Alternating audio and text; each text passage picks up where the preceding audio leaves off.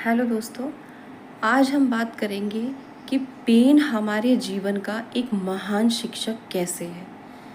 Pen का मतलब यहाँ पर किसी शारीरिक पेन से नहीं है।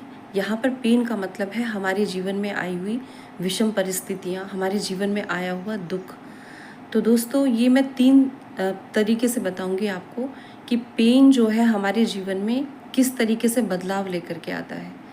नंबर 1 है कि हमको लोगों के रियल फेसेस रिवील होते हैं उस टाइम, यानी कि हमारे कहने को तो अपने होते हैं जो लोग, वो अपने पूरा रंग दिखा देते हैं। जो हमारे जीवन में दुख आता है, जब उनके पूरे रियल फेसेस कैसे दिखाई देते हैं कि वो हमारे दुख में कैसे किनारा करके चले जाते हैं। कौन हमारा अपना है, जो हमारा अपना है वही हमें सपोर्ट कर पाता है। तो उस टाइम ही हमें पता चलता है कि हमारा अपना कौन है और हमारा पराया कौन है, जब हमारे जीवन में दुख आता है या परेशानी आती है कोई।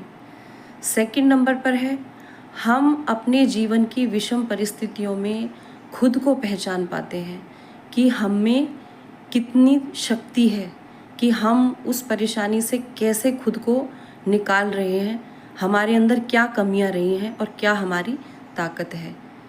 ठीक है, तो हम अपने बेस्ट वर्जन बनने की तरफ चल पड़ते हैं। थर्ड नंबर पर आता है कि हम अपने दुख और परेशानी में ईश्वर को याद करते हैं, और ईश्वर ही वो शक्ति है जो हमें उस परेशानी से या उस दुख से बाहर निकाल पाती है।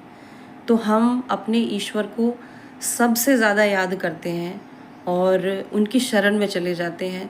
तब हमें पता चलता है कि ईश्वर ही वो महान शक्ति है, और उनसे बड़ा कोई भी इस दुनिया में नहीं है। आपका सपोर्ट सिस्टम जो है तो वो भगवान ही है। तो इसलिए कहा गया है कि जब कोई नहीं आता, मेरे प्रभु राम आते हैं, मेरे दुख के दिनों में वो बड़े काम आते हैं। दोस्तों, इसीलिए ईश्वर पर भरोसा रखिए। अगर आपके जीवन में कोई परेशानी है तो ईश्वर ही उसका उपाय है।